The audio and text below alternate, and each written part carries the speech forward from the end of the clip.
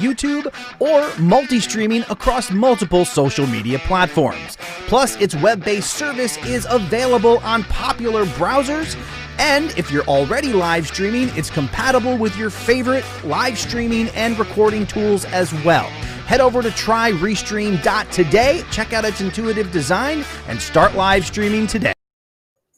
Hello, everyone, and welcome to Creator Fundamentals. My name is Dan Courier. Been a little while since we've live streamed, but we wanted to host a live stream today, and I brought over a few friends to help us do it.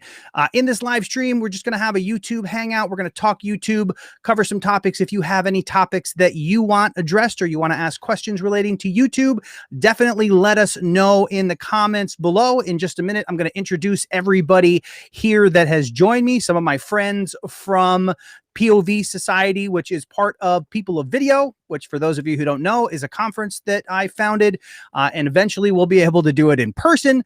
But there's actually breaking news on People of Video that I want to share with you today is that the app is now available on Android. So we have an app for People of Video. It'll give you access to last year's all of their presentations from all the amazing speakers that we had are available through the app. It was available on Apple, and now it's available on Android as well. So definitely go check that out in either the App Store or the Play Store. You can download it for free and check out that information. And we're also going to continue to add content to it as we approach the first in-person People of Video coming up in October. Fingers crossed, that is the goal. So we're going to jump in the chat here in just a minute. But first, I want to say hello to everybody that has joined me. And we're just going to go through the group. If you just want to very briefly introduce yourself and let everybody know what you do on YouTube, we're going to go ahead and start with Jim. Hey, how you doing? My channel is Sales Funnels and teaching people how to make money online. Awesome. And Andrew, number one, Loud Labs. My name is Andrew. I am the owner of Loud Labs News Carolinas. We are a freelance breaking news service. We cover breaking news of fires, car accidents, anything you see on the evening news overnight for local news stations in the Carolinas. Awesome. And Stuart. Hi, I'm Stuart from StuartVideo.com. I install and sell video equipment, and I show people how to do DIY or how to find a new system. Awesome. And Andrew. Hey, I'm Consultative Blind Guy. I hope you build your brand, grow your audience, market your content, and make money. Awesome. Definitely a great group of guys that I've had the pleasure of working with through POV Society, which is a kind of a mastermind that we do related to People of Video. So I'm pleased to have them join us for the live stream. We wanted to share some time with you guys and talk about YouTube. We're going to cover a couple different topics during this live stream. But as I mentioned, if you have any questions, feel free to ask them in the chat below. Or to the side, I guess, wherever you see chat, that's where you ask the questions. But we're going to talk YouTube. One of the things that we wanted to talk about was YouTube membership. So I'm curious, of those of you who are in the chat right now, how many of you have channel memberships on your channel? If you let me know, good to see. I see some of our people in the chat as well. Let me say a quick hello. Emerald City Diggers out there, Carrie Ann. We have Breast Cancer Sip and Chat with Queen Bee.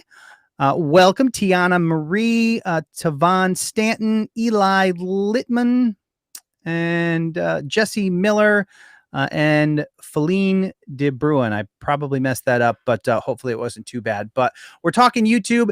If you know other YouTubers that are interested in growing their channel here on YouTube, definitely share this live stream out. We'd love to bring in some more people and be able to just chat about YouTube, get your questions answered, and help each other grow here on the platform. So one of the things that we wanted to talk about was memberships. It is something that you can get access on your channel. And Andrew, you had mentioned that you just recently gained access to membership. So where was your channel at when they turned memberships on for you? So my channel had was around 2,200. I didn't expect it. I was reading an article that Rob Balasabas had posted in his Content Cafe marketers group, and YouTube had announced originally, I believe it was 30,000 subscribers that you needed membership access. And in, I would say, November, December, YouTube released information that they were dropping that threshold down to a minimum of 1,000 subscribers.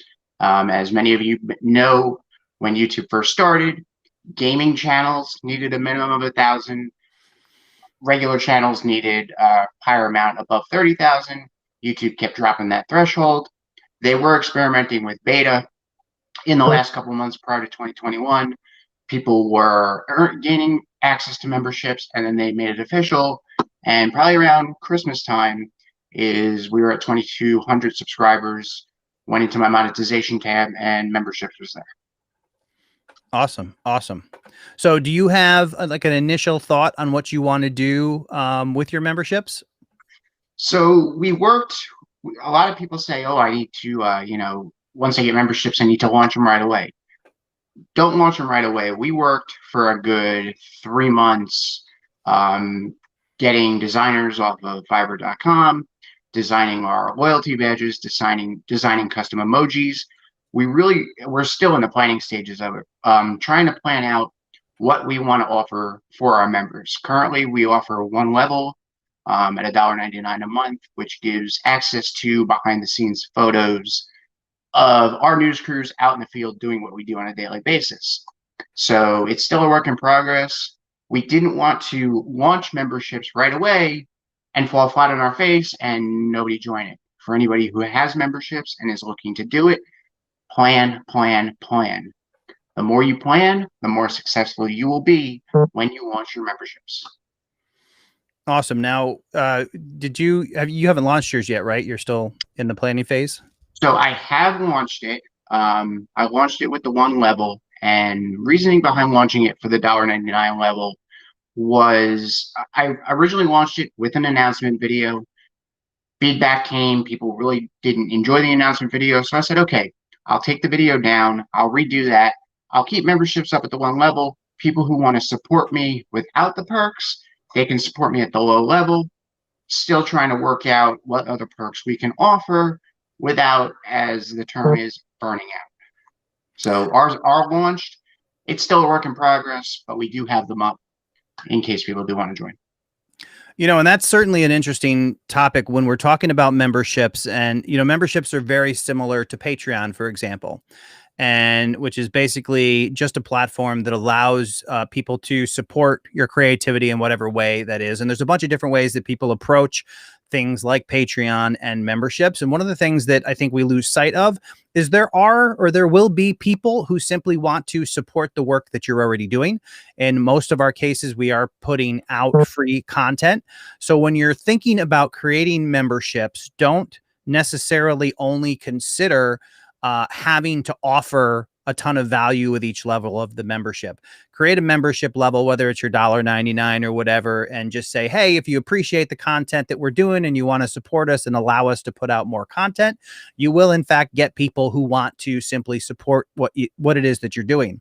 I actually surveyed my Patreon membership back when I used to do Patreon and found that the majority of people who supported me through Patreon didn't want anything for it. They actually just wanted to show their appreciation because they had already received value.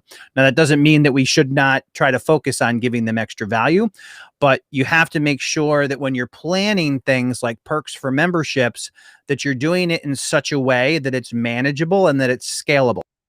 It sounds great to offer a bunch of additional things because you want to get memberships, but it has to be something that's sustainable and that's going to be worth it for you as well, for the time and effort that you put into it, so that you're excited about giving those perks and the people are excited about receiving them. So just something to consider anytime that you're trying to do that. There are people who will want to support your content. and understanding how your particular audience responds or interacts with your content is going to help you kind of tweak those different levels and see what the actual drivers are for people who want to become a member on your channel. And that was another factor that we thought of prior to us even getting memberships on YouTube.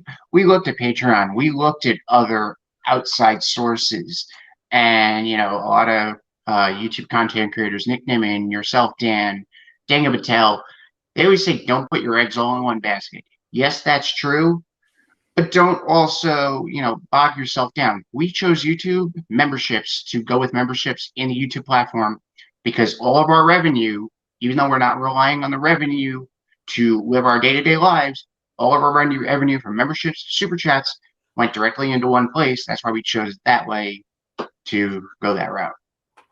Awesome. Awesome. Now, is anybody else currently taking advantage of memberships on their channel? Not yet. Okay. So memberships on my channel, it's actually something that I don't really push. There are memberships on the channel. In fact, I just threw a membership link in the chat.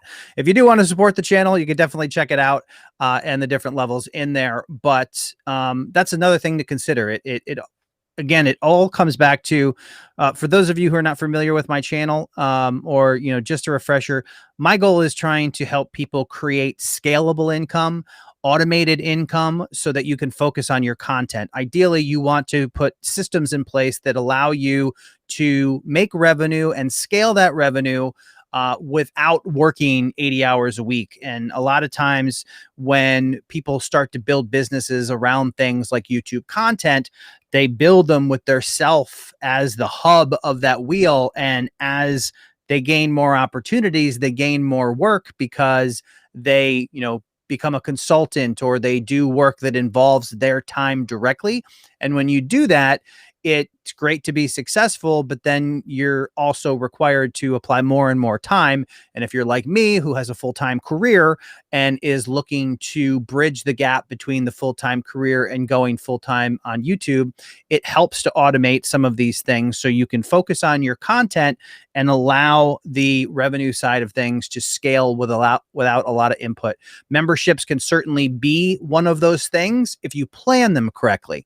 If you create some type of incentive for your higher levels that involves your individual interaction with each member, it's going to be very difficult for you to scale that. So, a couple different things you can do that. If you want to have some type of very exclusive level tier on your memberships, you can certainly limit the number of people that do that. And then you can do some type of group activity. Maybe it's a once a month mastermind or once a month private live stream, something like that you can do to do that. But you have to understand that each time you offer an incentive, that there's the possibility that you're going to extend more of your time. And you got to balance all that out because, talking about burnout is a very serious thing on YouTube. And when trying to make money, it's easy to get burned out. And when trying to up your content, it's easy to get burned out because it constantly takes more and more. And it always feels like you should be doing more. So one of the things I try to do is I try to govern myself and be like, hey, I know even if I put out 50 videos right now, my channel's just not going to explode. So you have to have a certain level of patience mixed with that ambition to, keep moving the ball forward. But again, not burning out or setting yourself up in a position where you're offering too much and spreading yourself thin and not really being able to follow through. In fact, I'm guilty of that right now. I think in some of the memberships that I have out there right now. So one of the things I'm going to do is revamp my memberships very soon, but it's all stuff that you have to consider and you have to continually evolve and look for different ways and look for the best way to put out something that works best for your channel and your audience. All right, let's see. I just want to jump in the chat real quick, make sure we haven't missed any questions. Anybody want to add to that? You good? Okay. All right. Rhapsody and Ribbons, Dan, how do watch time hours come into play? Do they do it by calendar year? So they don't do it by calendar year. So when they talk about 4,000 watch hours, it is the prior 12 months from when you're reading the number. So if you look at your current watch hours, it looks back over the past 12 months, and you have to have at least 4,000 watch hours in that period in order to qualify for the YouTube Partner Program and monetization. So it's not a calendar year. It is at this point now, if I go back 12 months, have I accrued 4,000 watch hours during that period? So it kind of follows you along. And in most cases, if you're making regular content, once you clear 4,000, you don't fall below it. So provided that's one of the reasons I think that they do that, is so you just can't make one successful video and then walk away. And because eventually that video will die. And if you're not putting out any more content, you're not going to accumulate any of that watch time. So that's definitely something to consider. All right.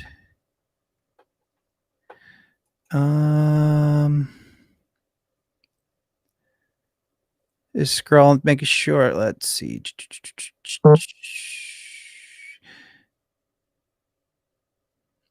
Number of Patreon, YouTube memberships. I do so without caring about the perks. I pay for Netflix, so I'm happy to pay for content that I like. So that's Outback Laws. Outback Outlaw says, I support a number of Patreon and YouTube memberships. I do so without caring about the perks. And I've actually found that that's kind of a common thing. Do any of you, are any of you in the panel here, are you patrons or belong to channel memberships of other creators? Yes. Yep. Did we lose? What happened to Jim? We lost Jim. I just realized Jim is missing. Has anybody seen Jim? So, Andrew, you said yes. Yep. And Stuart or Andrew, do you? Yep. No. Okay. And so I'll ask both Andrews then. We'll go with Andrew, Consult the Blind Guy. What is your reasoning for wanting to support a given channel? Usually I go to support them because of the content that they make. It's also a good way to help give back to the community, because especially with this past year, the way everything is, it's a good way to help out the community with an extra source of income. Awesome. And how about you, Andrew, number 2? I agree with to Consult the Blind Guy. I'm going to put Mr. Dan Courier under the spotlight right now. I'm a member on his channel, part of the creator crew. And it really, Dan, honestly, congratulations. It has not dawned on me that you really haven't, been slacking on it. I support your membership program because of the work you put into it. You've built a conference, People with Video, if anybody doesn't know. Dan put so much work into his channel that even being a member, not receiving perks, supporting him the little bit of amount, it makes me feel good, especially in the time that we're in right now. That little bit of money goes a long way. So Yeah, I tend to agree with that too. I thought it was supporting anybody but Dan, but yes, I'm part of that too. Well, I definitely appreciate the support. And yeah, I think a lot of times as a viewer, we don't always appreciate and thank you guys very much for everybody that supports, through POV Society. Everyone here has supported People of Video and Creator Fundamentals. So I am super grateful to all of you. And some of you are channel members on Creator Fundamentals as well. So, and that stuff really matters, because it is the POV Society. One of the things, which a little behind the scenes, we have a very small group that we do the mastermind meetings in POV Society, and that money actually goes to pay for storage to store all the stuff that we accumulated for the first event that we've now had to store for a year because of COVID.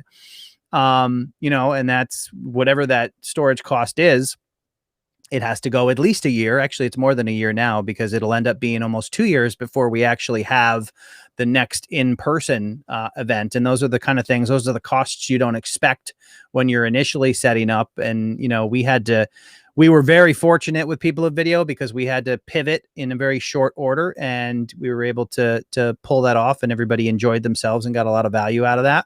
But yeah, I mean, it is something to consider, that with every content creator that you appreciate out there, there are costs associated with the content. And if they're doing content at a certain level, then yeah, I mean, they do appreciate that support. That support does matter. And they're not just taking your membership money or whatever and running out and buying a car. You know, it'd be nice to have that much membership money, but the point is, it does help them. So if you receive value, if you're able to take their value, whether it's entertainment or whatever, do consider supporting your favorite creators, because they are putting in a ton of effort.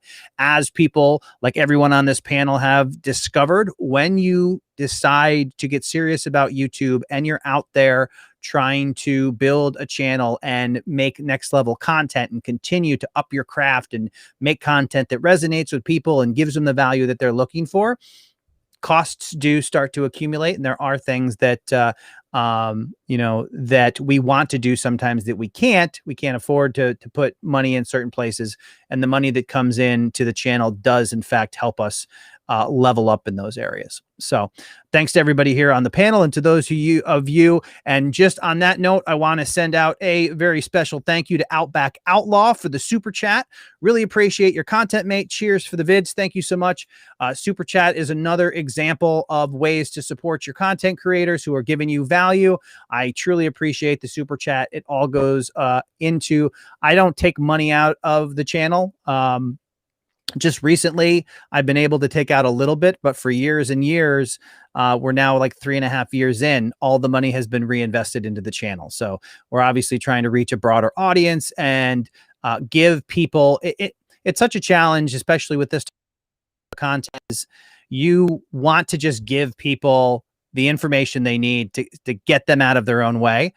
But we consume education on YouTube kind of like entertainment to a certain degree. So you can't just say, here's the information for you to be successful. You have to continue to find creative ways to get people to receive the information and absorb it and apply it. And that's what we continue to try to do here on Creator Fundamentals. So thank you so much for that support.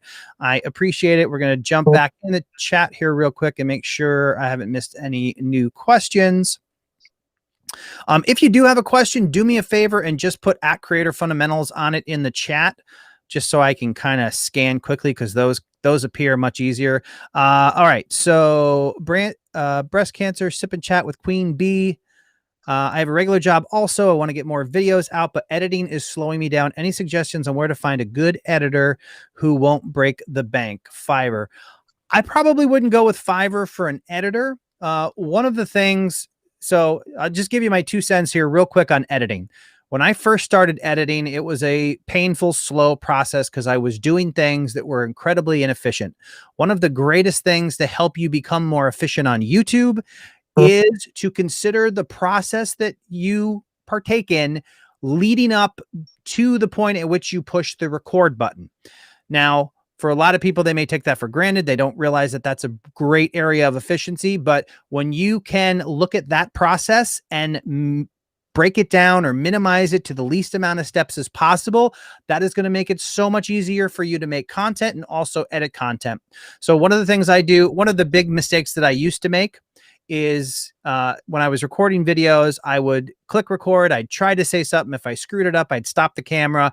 I'd reset myself. I'd start the camera, and I do that over and over again. And it was just horribly slow.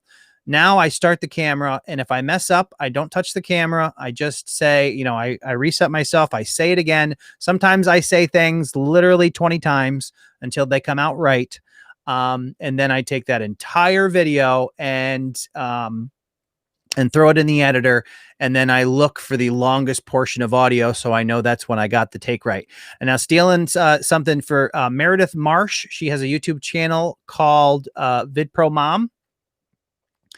And she had a great suggestion. She says that when she edits videos, when she gets the good take after it, she'll either clap or snap her fingers 3 times, and then she'll edit backwards. So if you're going backwards, she'll see the very noticeable audio of 3 clicks in a row, and she'll know that the section of audio right before that is her good take. And then she can chop those out, delete everything else, push all that together, and a big chunk of her editing is done. So I think that's a great idea.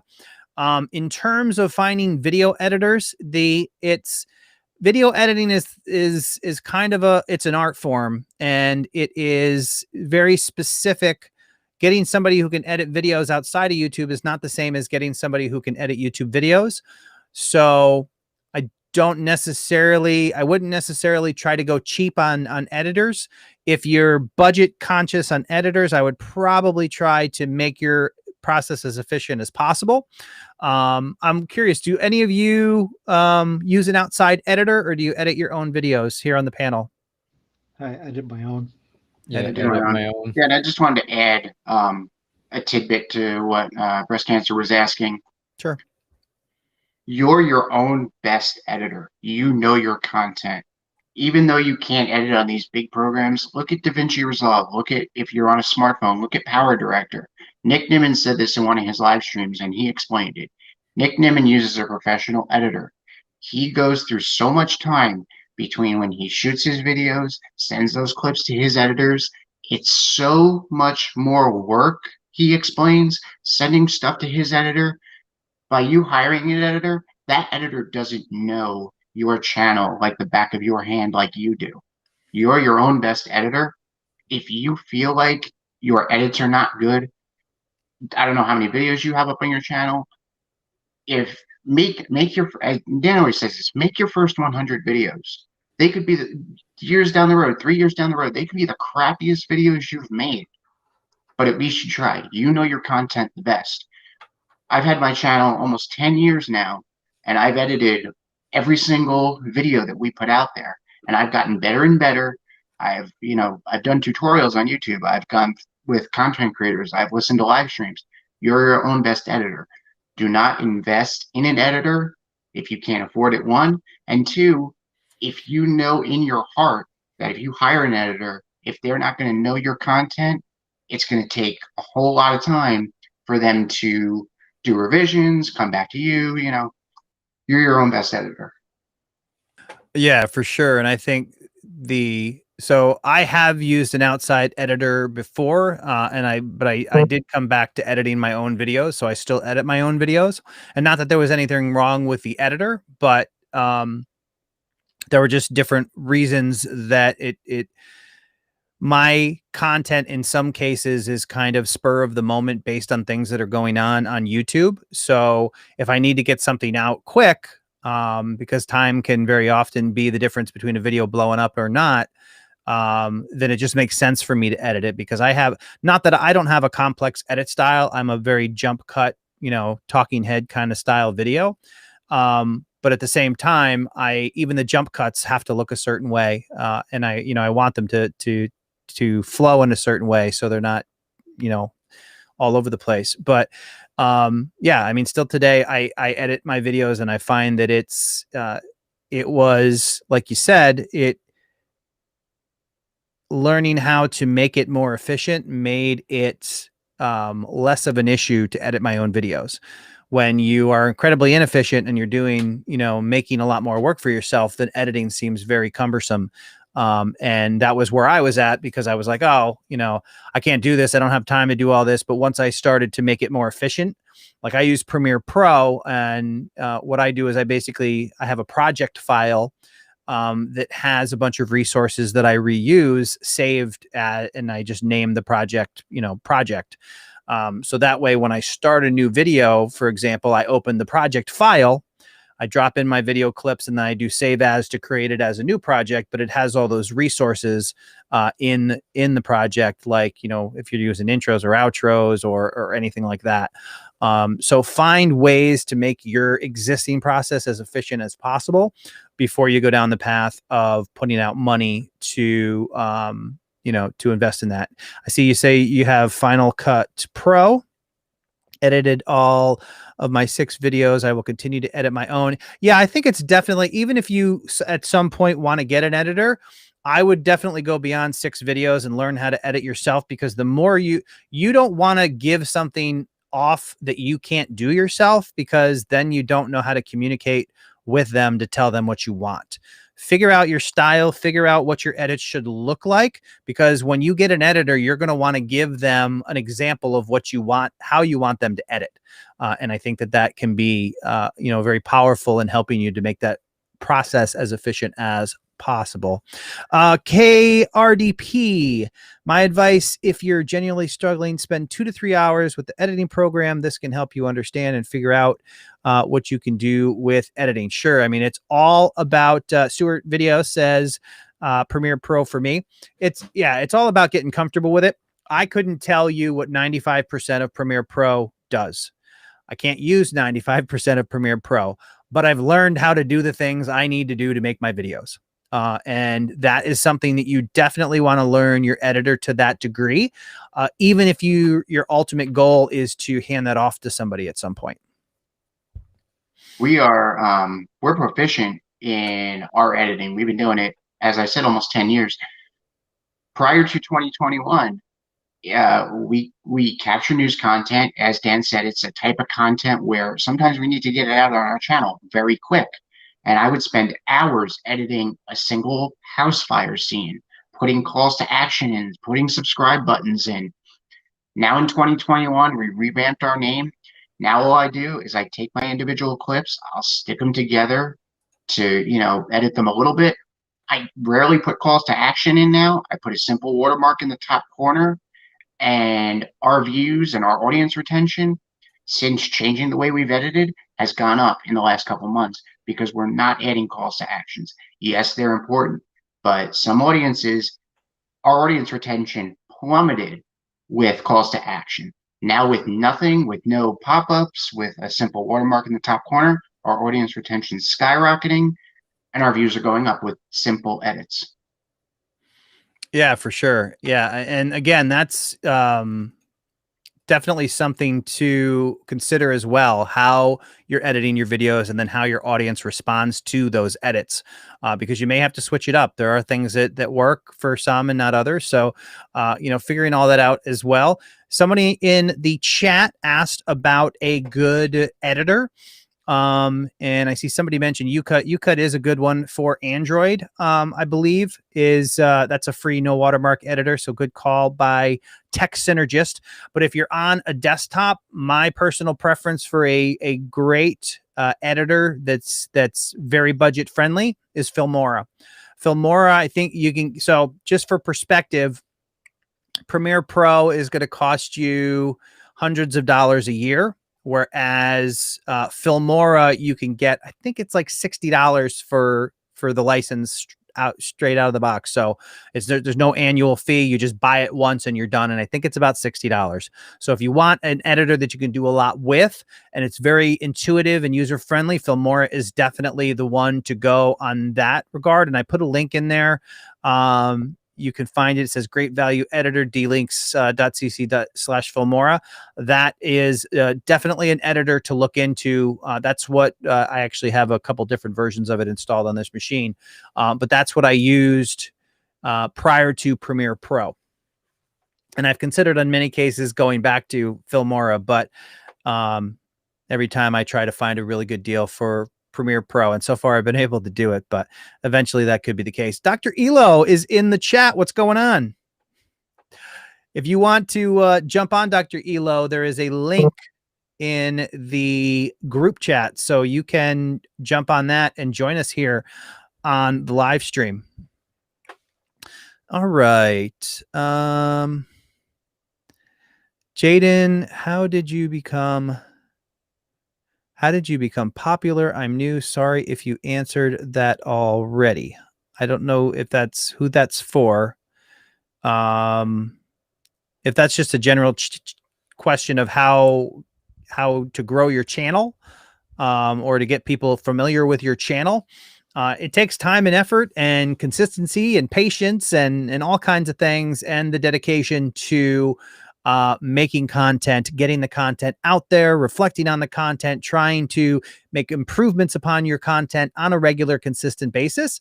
And you do it for 100 videos. And next thing you know, you have a channel that has some legs under it and an audience that follows it and people who care about your content. And, it starts to grow and take care of all those other things that people like to focus on that don't really matter, like subscribers and all those metrics. But Yeah, there is no magic bullet. There's no overnight success. There's no easy button that anybody can push to create a channel.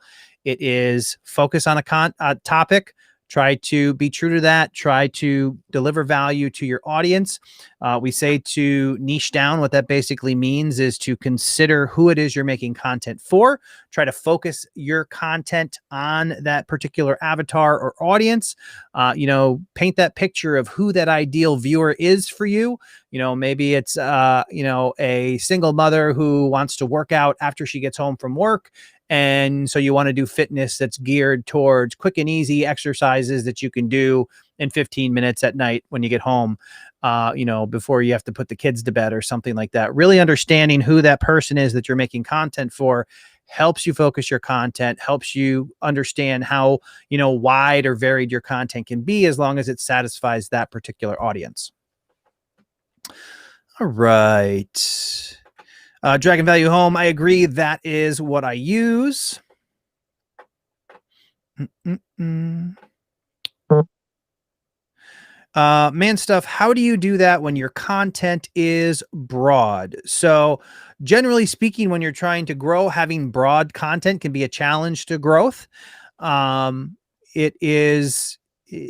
You can certainly make content like that, but you do run into some challenges sometimes with trying to find the appropriate audience for your videos. Whereas if your channel is focused on a given topic, it does seem to be a little easier to bring somebody in and then get those people to keep watching your videos. If if you're continuing to deliver whatever value it is that they originally signed up for. Let's see. This is my first time here and excited to learn a thing or two while I'm here. Well, welcome to the live stream. Thank you guys, everyone, for joining and hanging out with us here. I am here with Andrew, and Stuart. We are talking YouTube and answering questions. If you have any particular questions related to YouTube, definitely let us know about them. I see Stuart trying to get Dr. Elo up here on the live stream. Dr. Elo should be up here with us. I'm not sure what he's got going on right now, but hop in and I will add you into the group, Dr. Elo. All right, let's see. Well, let's make sure I didn't miss anybody here. Consult the Blind Guy says, what is that? I see KineMaster that I recognize, Filmora, Video Leap on mobile, DaVinci Resolve, Vegas Movie Studio, Vegas Pro, Premiere Pro, Movie Maker, iMovie on desktop. Yeah, that's a good collection. I've used KineMaster. I've used Filmora. If you use Premiere Pro, then you can install Rush on your mobile device, so you can edit on the fly. And Rush is actually good. I use Rush when I'm doing YouTube Shorts because iMovie on iPhone doesn't let you do vertical videos. So, that's definitely something to consider, and, trying to find a good editor that'll let you do both can certainly be helpful. Bringing up the topic, have any of you here on the panel here, have you done anything with YouTube Shorts, and have you had success on YouTube Shorts? Let's see. Stuart's just smiling. Is that a no? Okay. Nope. Andrew, Consult a Blind Guy, is that a yes or no from you? Nope, not yet. I'm still working on it. And I see Andrew up here with a big nod. So what's your experience been with YouTube Shorts? I was hesitant at first with Shorts. I was like 60 seconds, is it really gonna work? And a couple of mentors, YouTube content creators said, go for it. If it fails, it fails. If you produce a good video. So we started it. So we used to cover news in New York. We still do once in a while. One video we had was from a BLM protest a couple months ago. And even though it was horizontally shot, we were able to convert a small clip of that into a short. We've had that video that has done very well. We had a short, I believe it was even like 26 seconds, where a person had driven through a crime scene in New York, driven right through the crime scene tape. Cops didn't even notice until he was like halfway into the crime scene. And I didn't know how well that was going to do. It was a short video. I was able to make it vertical.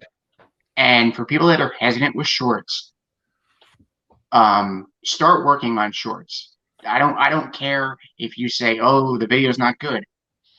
It will live on the YouTube platform forever, and it will grow. We had a shorts video, I think, reach 2,000 views within the first 24 hours.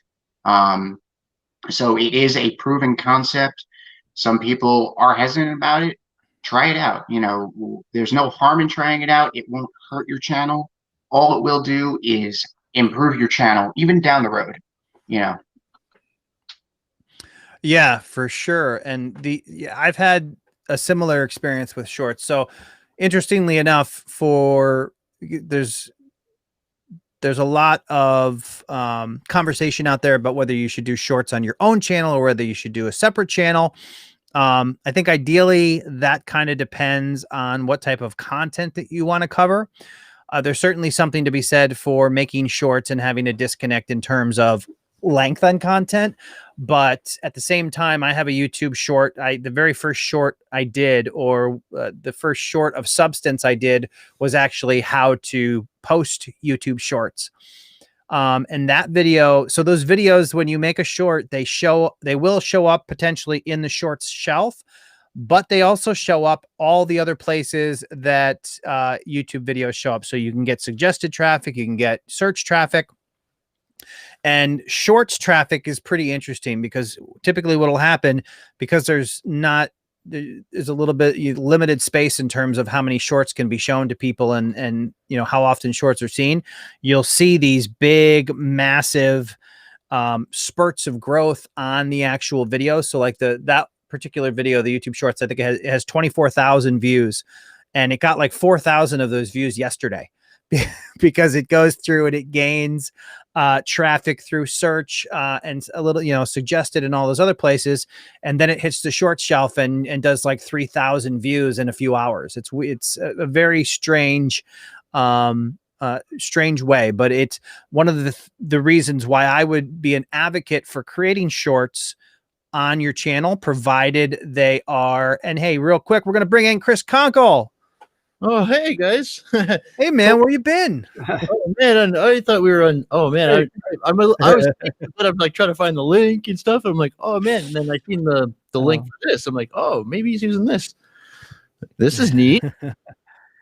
Yeah, so we're here, and just real quick, for those of you who are watching this live stream, you see that we're able to bring in guests very easy. One of the things that I struggled with mightily when I first started live streaming was trying to do a live stream and bring in guests.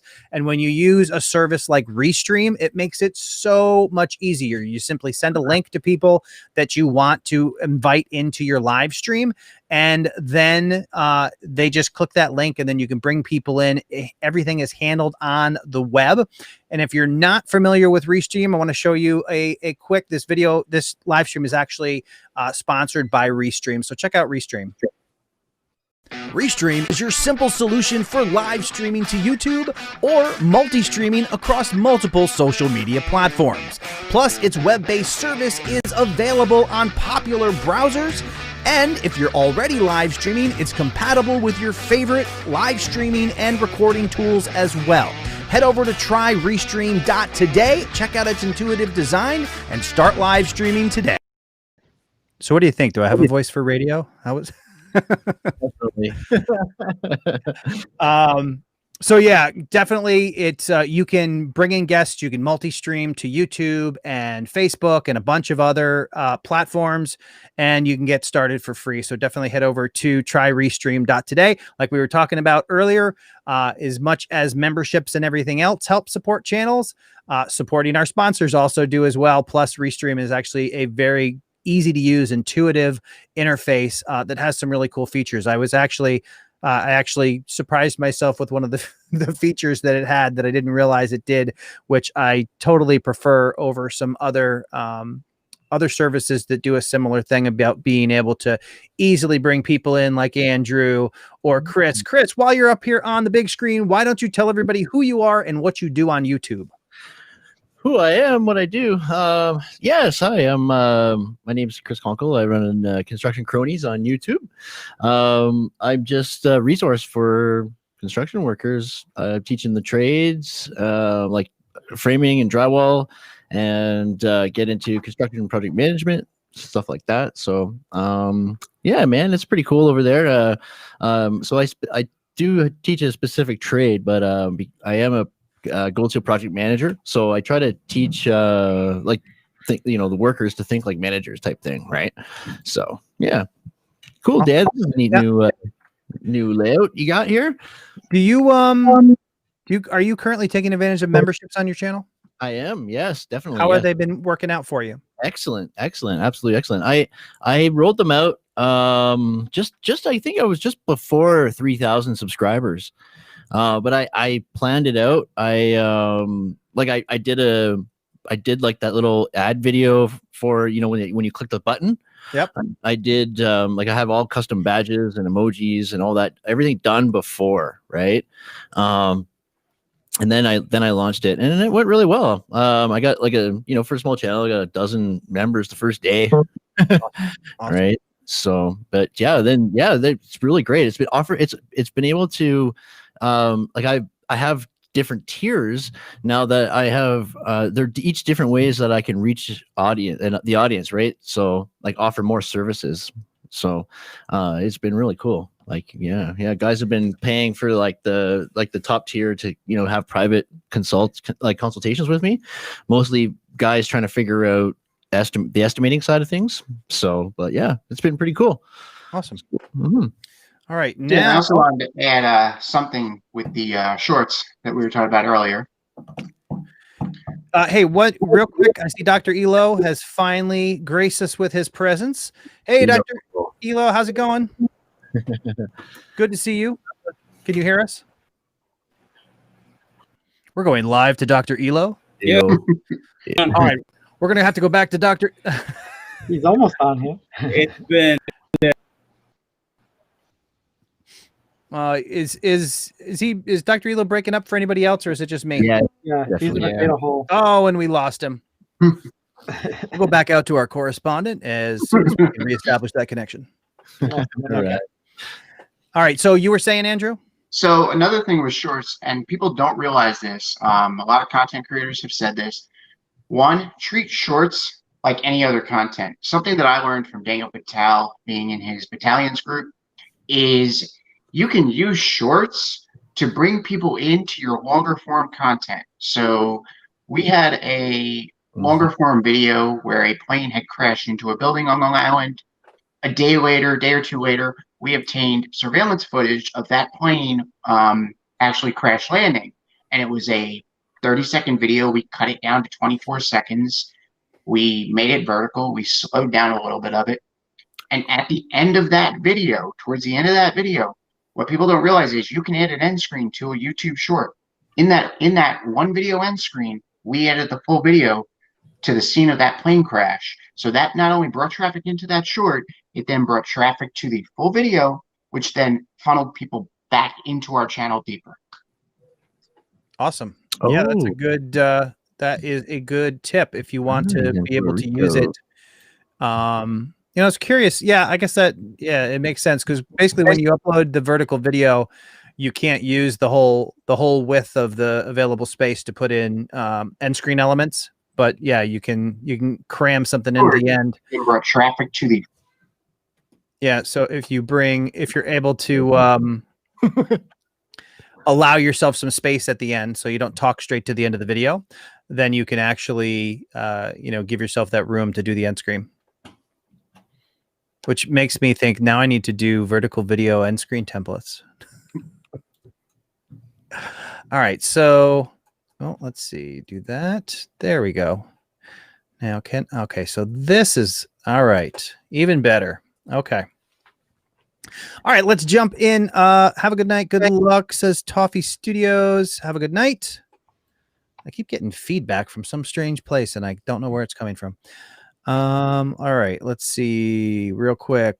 I've used Restream. Highly recommend. So you can actually, let's see, we learned. So yeah, I used to use OBS for live streams, and I think this is easily a lot better. I mean, you're going to be able to do. I can't think of anything that I could do on OBS that I can't do here, and I actually think this is a lot easier. I don't know if anybody else has live streamed with OBS, but I know bringing in guests on OBS can definitely be a challenge. Yeah, this is pretty. It's easy. it's very easy to use, and the interface for it, I like it. Yeah, and you can do. It's just a nice clean look. And actually, I can take that off. That's my own little addition there. And if you want to, you can swap out messaging, and do all kinds of things. So, does it have auto switching for voice, or does it? You got to do it manually. Auto switching in terms of who's speaking, kind of. Does it do any kind of switching like that, or is it all manual? Well, I mean, yeah, it's just a matter of as long as if you're unmiked, it's just it's just whoever can speak up. I mean, in theory, we can all speak up at the same time. There when you're using automation to it. So, okay, we see Dr. Elo. Let's try to bring Dr. Elo up again. There's Dr. Elo. And then let's start. How is it going now? So you're in Puerto Rico? I'm in Puerto Rico, man. I live on the 29th. Yeah. So it's been rough with the internet, man. Really rough. Yeah. You can tell I have a background with some beautiful flowers. It's beautiful down here, man. But I'm thinking it's a little warmer there. You can't make it out anyway. It's okay. It is warm. It is 80. Oh, it was 9 degrees here this morning. Wow. Just throwing that out there. I'm gonna take a guess. We got minus 25. The beaches. Yeah. Let the internet go. Yeah, right. I think I'd trade internet for the beach for a little while, for sure. I know, right? That's time to go. I'm waiting for Friday. I need my studio back.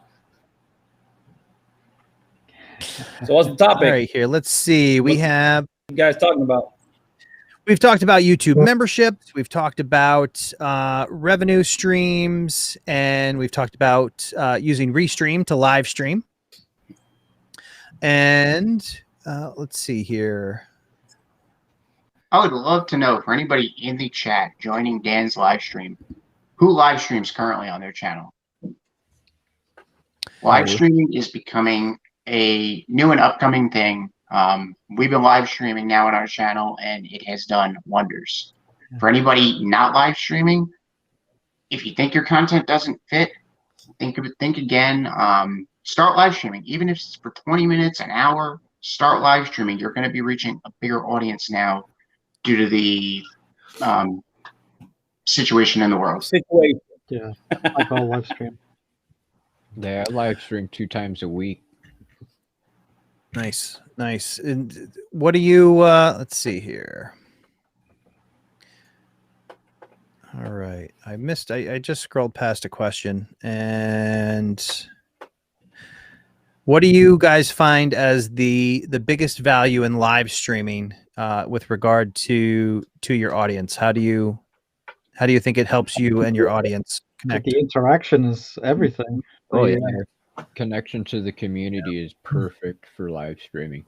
Yeah, like you stream, and these guys are like, people come and they're regular, and they're over. I've been streaming for years now, and they're like friends, like they're just buddies now. We do stuff outside of the live streams. We hook up on, we'll play a video game together, or do other stuff. It's connection with the community. It's building trust. And just being vulnerable too, and more open with your community. It's pretty cool.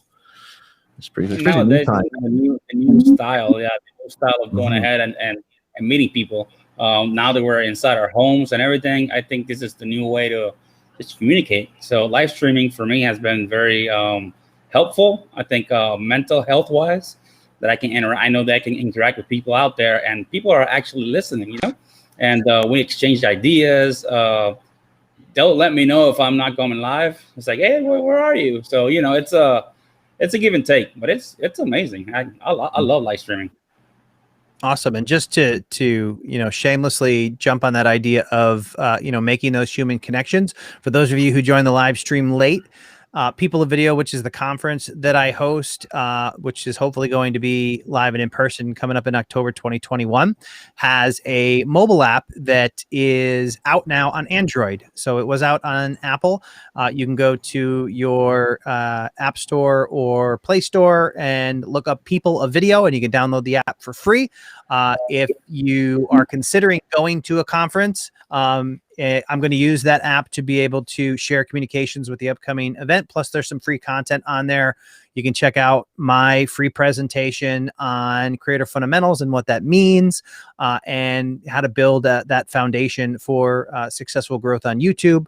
Plus, there's some other content on there, from some amazing content creators who just shared a wealth of knowledge at our virtual event. So definitely, Android or Apple, you can go and get that app for free. So let me jump in the chat here. Chris, you look different, clean shaven, like 15 years younger. I don't know. Does that mean you looked old before you shaved, or? I don't know. It's like my mom is in town. Every time she comes into town, she gets me to shave. So she doesn't like the beard, eh? You say it was negative 25 up there? It is minus 25. Yeah. You can keep that, man. I would not shave the beard if it was negative 25. Yeah, right. I know. Oh, that's okay. I'm Canadianized, Yeah. I work construction outside in the winter, so I'm used to it. It Awesome. It's awful though. It is awful. Hey, we are here. We're live on YouTube. If you have any questions related to YouTube, definitely share them in the chat. Tag at Creator Fundamentals, and we're happy to answer those. We're going to wrap up here pretty soon, so I just wanted to make a last call. If anybody has those questions, definitely share them. Let's see here. So real quick, with everybody up here on stage, give us an idea if you'd like to. We'll start with Andrew, because I'm sure Andrew's got big plans for 2021. What are your plans for growth for your content in 2021? Our plans for growth for our content in 2021 is live streaming, as I said. We have had so many people comment on our regular content saying we want to see more of it, because if you look at our recorded content, it's not everything we shoot. As a news photographer, we're running and gunning.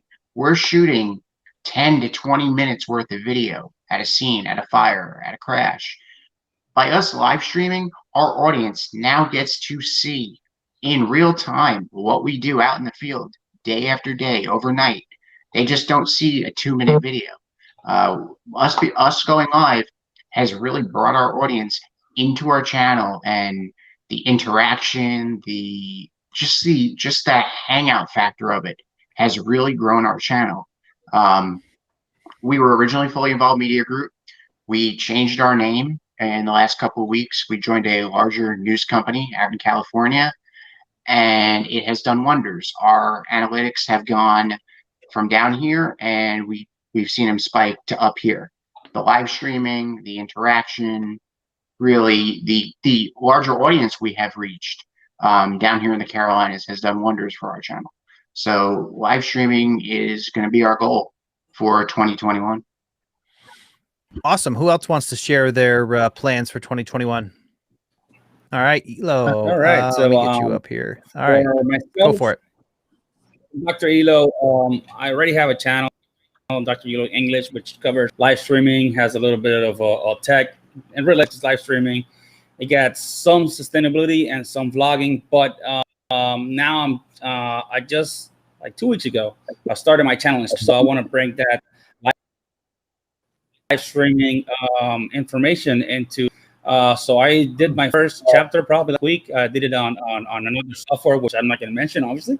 This is by Restream. So, but basically, I'm gonna do tutorials and show you how to live stream in Spanish. I'm trying to go hard on that this year. Fantastic. Who else wants to jump up?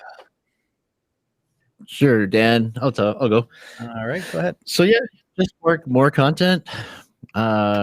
Just content. Just competing with my numbers myself. Yeah, like I said, just set small goals and yeah, just do what I have to do to get that done. Basically, getting more videos out and getting better at the videos.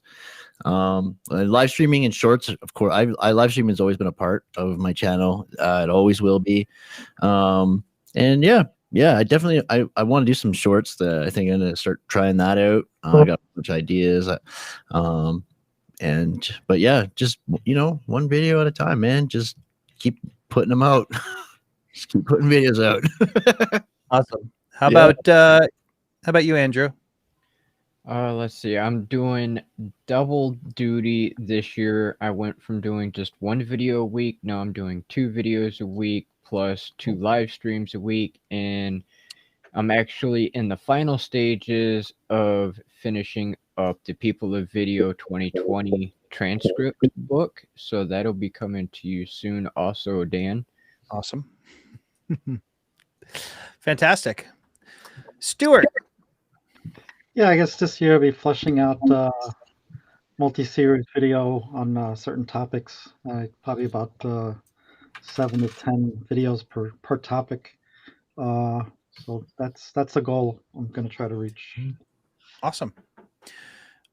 So for me, as I mentioned a little bit earlier on in the live stream, my big goal for 2021 is to focus more content on helping people build automated business systems and automated revenue. So you may have heard of the idea of passive income.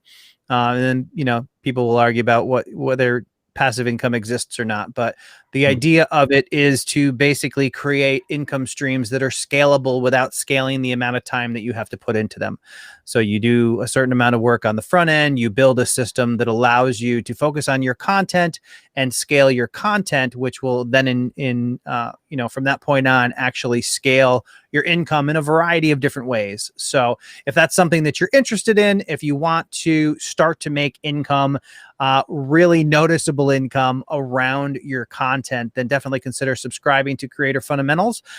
And I'm going to do the best I can this year to get that information to you and give you that real world knowledge that you need to, make income that can do things from as little as upgrade the equipment that you're using on your YouTube channel to supporting the channel, providing you with additional income, or maybe even replacing the full-time income that you may be getting elsewhere. So that is the goal this year. Plus, we have People of Video coming up. We hope that it will be able to happen in person. So if you want the opportunity to interact with your fellow creators in person, we will be doing that in October 2021 up here in Albany, New York. You can check out the details on that at peopleofvideo.com. I want to thank everybody for coming and hanging out from our POV Society here on the live stream. Dr. Elo, Chris Conkle, Andrew, Stuart, Andrew. It was great to have all of you here on the live stream as well. Thank you, everybody, for coming and hanging out in the chat and the super chat. I appreciate that as well. And we'll see you all in the next live stream.